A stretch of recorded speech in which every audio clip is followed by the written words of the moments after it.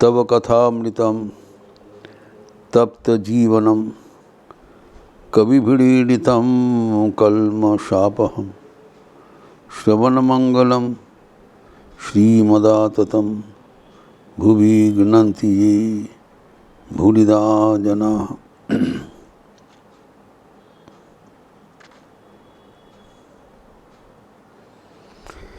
भगवान श्री रामकृष्ण के साथ डॉक्टर महेंद्र लाल सरकार का कथोपकथन हो रहा है, वेदांत के विचार। हम देखते हैं, यद्यपि श्री रामकृष्ण भक्त चूड़ामणि थे, लेकिन ज्ञान के विचार में भी कितने पारदर्शी थे, जो कि वचनामृत में उल्लेखित है। ठाकुर ने देखा कि डॉक्टर महेंद्र लाल सरकार विचार प्रवण है, इसलिए ठाकुर कहते ठीक है, तुम विचार करने चाहते हो, मैं तुमको विचार के बाद भी सुनाऊंगा।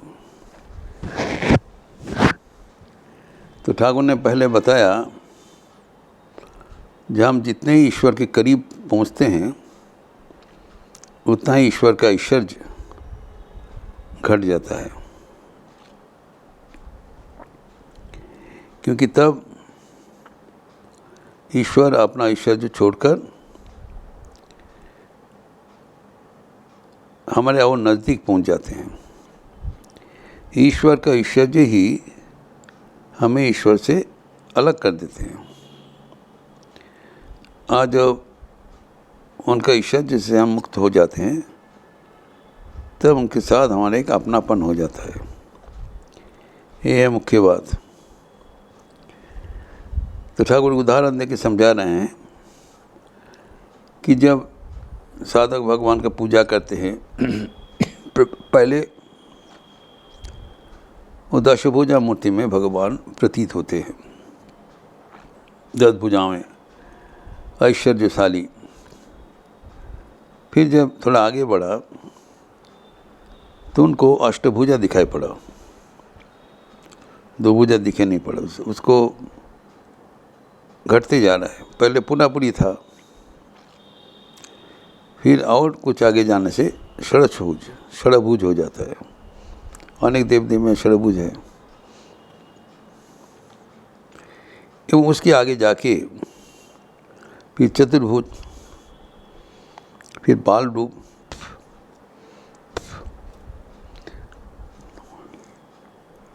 द्विभुज, फिर आगे जाके ठाकुर कहते हैं सिर्फ एक ज्योति रूप में परिगणित हुआ। 2 हाथ भी नहीं पसंद है, और भी घनिष्ठ हो गए। अर्थात ईश्वर की जो विभूति है, विस्तृति है, ऐश्वर्य है, वो धीरे धीरे घट जाता है, कम हो जाता है, ताकि हम ईश्वर के साथ और भी करीब हो सके। ईश्वर का ऐश्वर्य ही हमें उनसे दूर कर देते हैं, दूरी बना देते हैं। ईश्वर चाहते हैं हमारे अत्यंत अपनापन का रिश्ता हो।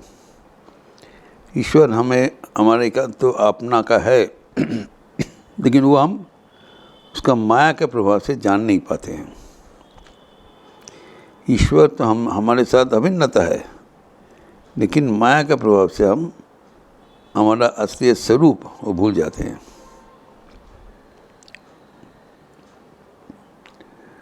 तो ये हमें याद रखना चाहिए कि इस जगत संसार में जो माया यद्यपि हमारे बीच है, लेकिन इसका कोई वास्तव नहीं है।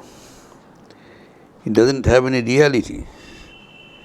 ये एक जो सम्मोहन विद्या जिसे है, कोई अस्तित्व नहीं है, ये जानना जरूरी है।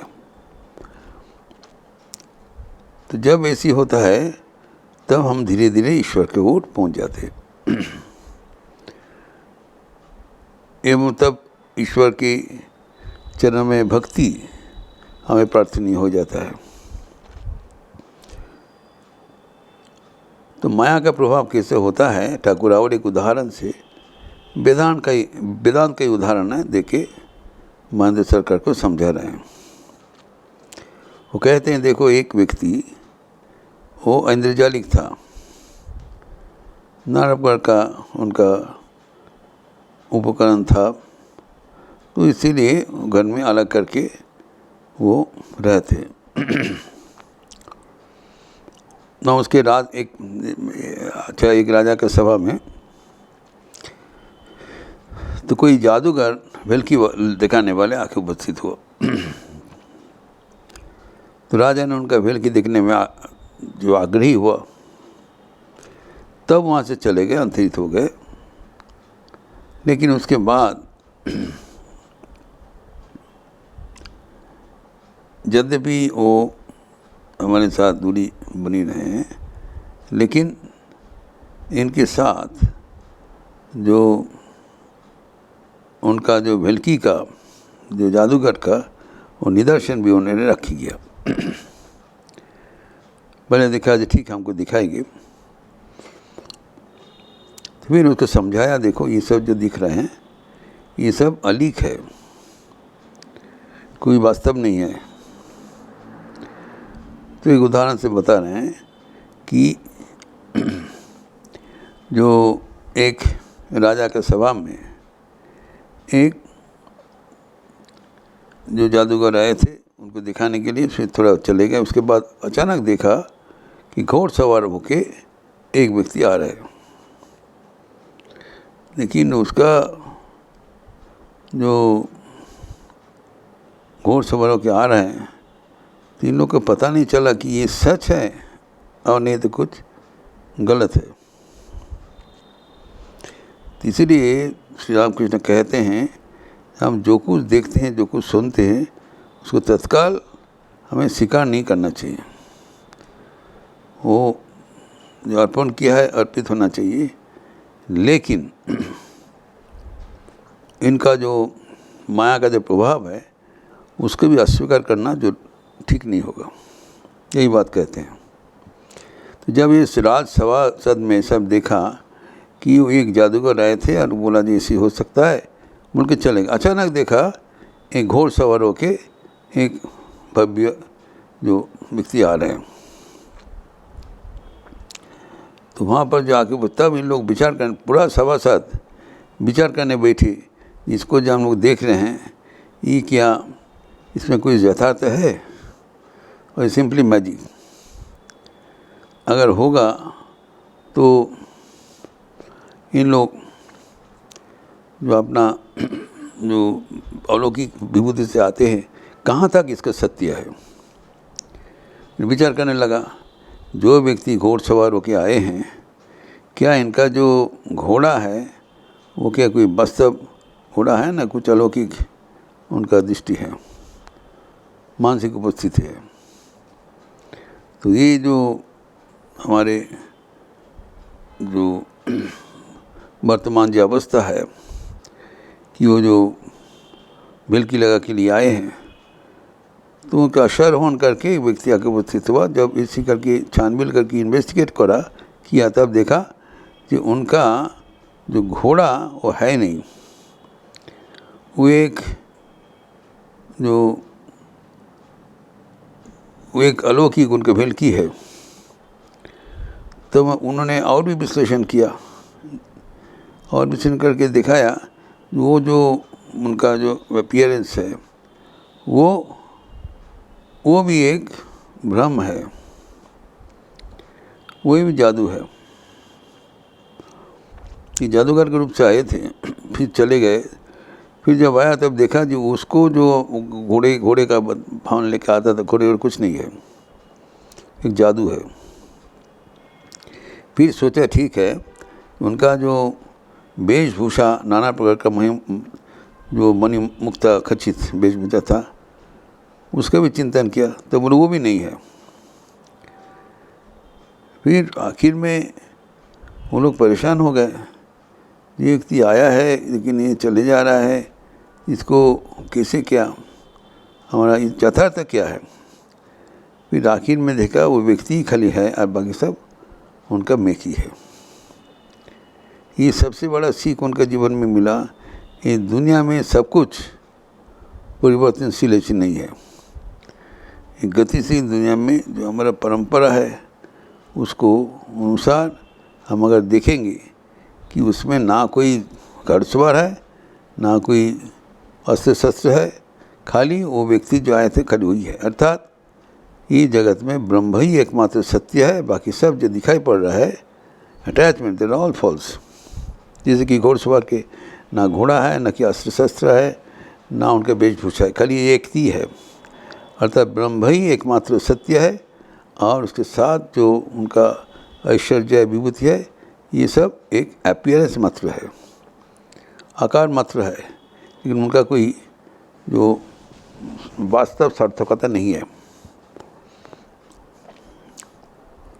ये ठाकुर जी उनको बताया तो विचार के माध्यम से तो महेंद्रलाल सरकार बहुत अच्छा खुश हो गए। उन्होंने कहा ठीक है, यह मैं हमारे लिए मानने का सहज हो रहा है। आई कैन अंडरस्टैंड कि जगत में जो कुछ दिखाई जा रहा है वो एक अलौकिक प्रक्रिया है, उसमें कोई वास्तव सत्यता नहीं है। वास्तव सत्यता में एकमात्र ईश्वर ही हमारे साथ आगे भी थे, अभी भी है, आगे भी रहेंगे। अगर उनको पकड़ के हम अगर आगे बढ़े तो हमारे कोई त्रुटि होने का कोई संभावना नहीं रहेगा। नहीं है, ठाकुर का कहना है। तो उन्होंने और भी एक यहाँ पर उदाहरण प्रस्तुत कर रहे हैं ठाकुर समझाने के लिए कि जितना ही हम लोग जो ईश्वर की ओर बढ़ते हैं उतना ही हमारा जो माया का प्रभाव से मन धीरे धीरे अलग हो जाता है। तो जैसे कि पहले से ही बताया, जो ईश्वर की विभूतियाँ उघड़ते जा रहा है, फिर एक घोड़सवार का जो बंदोबस्त है वो भी धीरे धीरे उसका समेट लेते हैं। लेकिन ठाकुर कहते हैं जब हम जान लेते हैं कि ईश्वर ही सत्य है और सब असत्य है, तब भी हम जगत को असत्य रूप से हम ग्रहण करने में असमर्थ हो जाते हैं। ये बहुत तात्पर्यपूर्ण बात है। हम विचार कर लिया, विचार करके हम कन्विंस्ड हो गया कि ईश्वरी सत्य है एवं जगत जैसे हम देख रहे हैं वो असत्य है, उसका वास्तविक कोई उनका अस्तित्व नहीं है, एक अपीयरेंस है। लेकिन देखने के बावजूद हम जगत को जो आसपास जगत को अलग रूप से देखने में असमर्थ हो जाए, जगत को हम सत्य रूप से प्रतीत होता है। ये सोचने की बात है। जब हम देख लिया हमारा ईश्वर भगवत को उपलब्धि होने के बाद भी फिर भी जगत में हमारा भ्रम उत्पन्न होता है। ये बड़ा आश्चर्य की बात है। ठाकुर इसका उल्लेख यहाँ पर एक उदाहरण से देते हैं, वो भी चर्चा हमारे लिए ज़रूरी है। इसका विस्तार हम अगले दिन करेंगे। ओम शांति शांति शांति। हरि ओम तत्सत। श्री राम कृष्णार्पणमस्तु। आज अक्षय तृतीया का पावन पुण्य उत्सव है। आप सबको बधाई। आप जानते हैं कि अक्षय तृतीया सत्ययुगाद्या है। सत्ययुग इस दिन से शुरुआत हुआ था। ये महान तिथि है और इस दिन में ही गंगा जी का मर्त्य में अवतरण हुआ था। मर्त्य में भगवान के निर्देश में गंगा जी जब तक है, हमारे गंगा का स्पर्श से हम सबको उद्धार हो जाते हैं। जल ब्रह्म है, वो भगवान जीता जागृत रूप से विराजमान है। तो आज के दिन उनका अवतरण हुआ था। राजा भगीरथ उनका आनयन किया था। और जो अक्षय पात्र आप जानते हैं, भगवान सूर्य तो वनवास काल में द्रौपदी को दिया था ताकि उनका जो भंडार बराबर अशेष रहे। ये सब लेकर एक प्रवचन होगा शाम को संध्या के उपरांत। ये अक्षय तृतीया का तात्पर्य क्या है, इसका चर्चा हम शाम को भी आज के तिथि में होगा। आप अच्छे रहिए, स्वस्थ रहिए, आनंद में रहिए। नमस्कार।